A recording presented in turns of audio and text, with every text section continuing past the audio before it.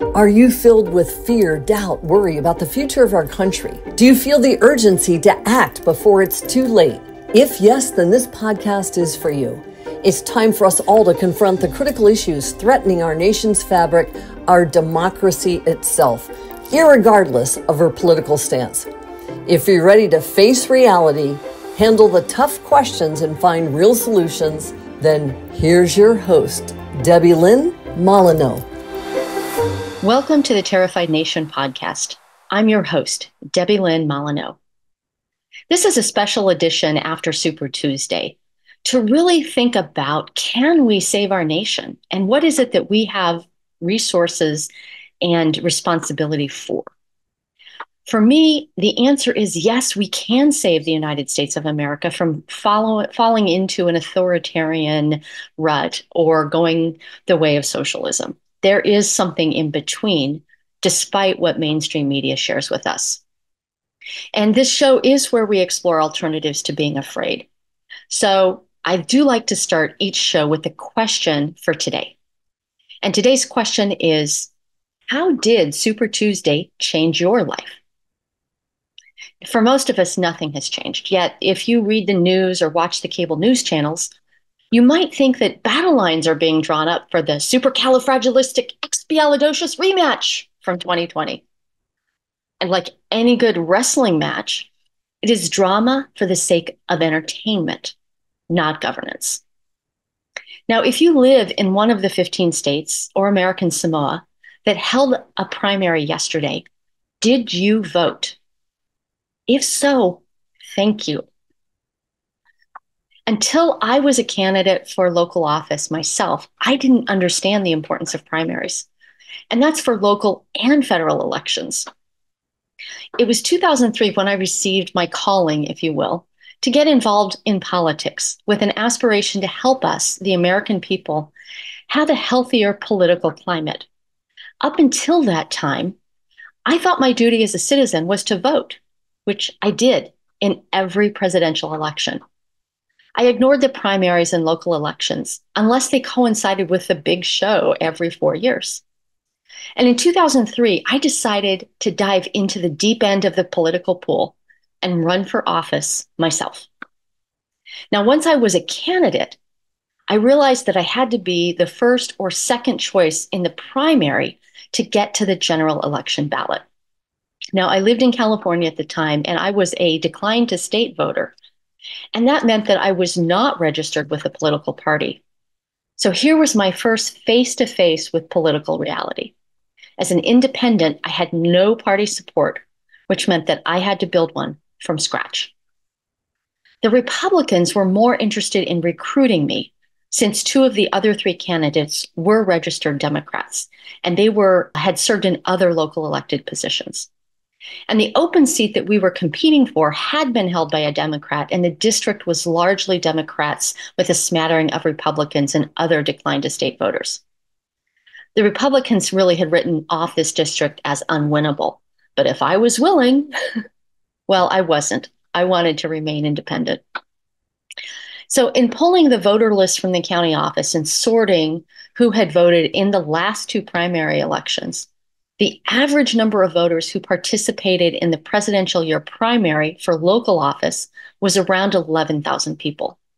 So an outright win in the primary would take about 5,500 votes. Now, the district was home to around 225,000 people. So this means 5,500 people would decide or could decide who was representing this district of 225,000. Okay, my target was set. And as I set up my campaign, I had friends and colleagues who joined the team, who donated money, who ran fundraisers, and more. In the 6 months of campaigning, I was forever changed for the better by the people of Fresno. It was during this campaign that I realized there were literally thousands of people who were volunteering and working to make the community a better place. There were visionary leaders in business who had formed a good governance alliance with big goals for the community to end influence and corruption. There were unions who were hosting picnics and really working for their members to get the best quality of life that they could. Churches were hosting interfaith gatherings. all weaving this community together. And all of this had been going on while I was busy focusing on my own life, running 2 businesses, and being married. Now, in California, local nonpartisan races are open to all voters, even in closed, and they are in all closed primary states. Now, open primary states allow voters to select a party ballot in the primary, regardless of their voter registration affiliation. So the first time I voted in a primary, I voted for myself. And yes, it felt weird, but also empowering. I came in third of the 4 candidates, garnering 11.5% of the vote and forcing a runoff. I had hoped to break 20%, fully expecting to lose.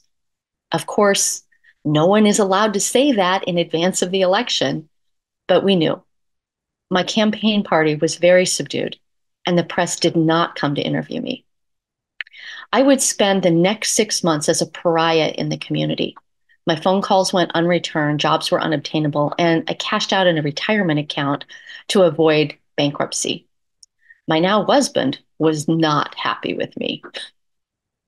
I share this story with you about a primary that actually mattered in the lives of the people of Fresno. The 2 professional politicians went on to compete in the general election, and the winner oversaw the drastic budget cuts that happened during the Great Recession. Now, during my campaign, I also saw how important primary elections are, especially for local races. And I also became aware of the importance of the national census and how the districts for representation are established.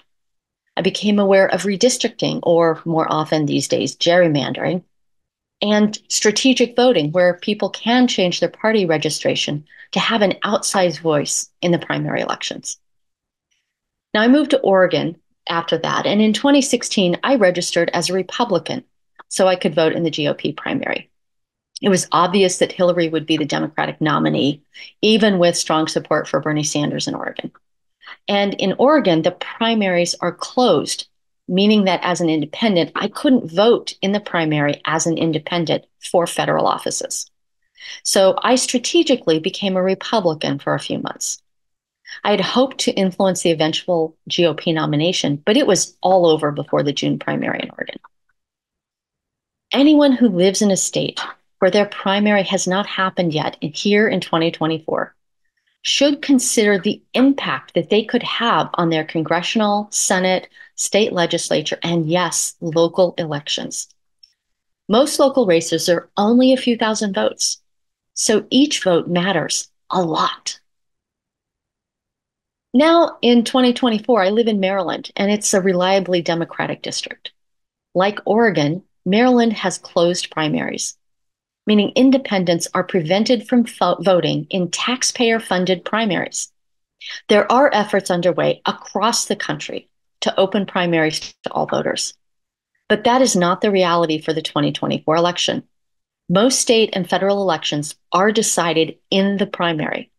And because of this, I am registered in Maryland as a Democrat because I want to be sure that my vote in the primary elections counts. In the general election, the Democratic candidates will win for House and Senate seats. And of course, Maryland will vote for Biden in November. This all comes around to say we can only change ourselves and we can only control our own behavior. What is the situation in your state? What primary races are going to determine the winner in the general election? If you live in a reliably Democratic district in a closed primary state, you have the choice to register as a Democrat to have an outsized voice in who represents you. The same is true if you live in a reliably Republican district, because 95% of congressional seats are considered safe seats. That means that one party or the other has gerrymandered districts to ensure their party wins. And the redistricting or gerrymandering happens as a result of the census that we do every 10 years in this country. This means that primaries are really, really important. And while the mainstream media covers the presidential primary results, we need to look farther down the ballot to vote for people who are better aligned with our values, whose actions will have a more direct impact on our lives. This is my reframe on Super Tuesday. Primaries are more than a professional wrestling match to vanquish our opponent. Stay informed, yes.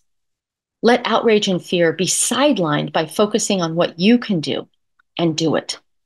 Like voting in your state primary and being strategic about it. In closing today's show, I'd like to thank you, the listeners, for giving a damn about our nation. We may be a terrified nation today, but we can do better.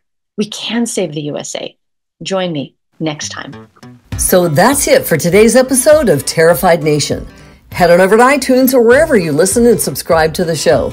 One lucky listener every single week who posts a review on iTunes will win a chance in the grand prize drawing to win a $15,000 private VIP day with Debilyn Molineaux herself. Be sure to head on over to terrifiednationpodcast.com and pick up a free copy of Debilyn's gift and join us on the next episode.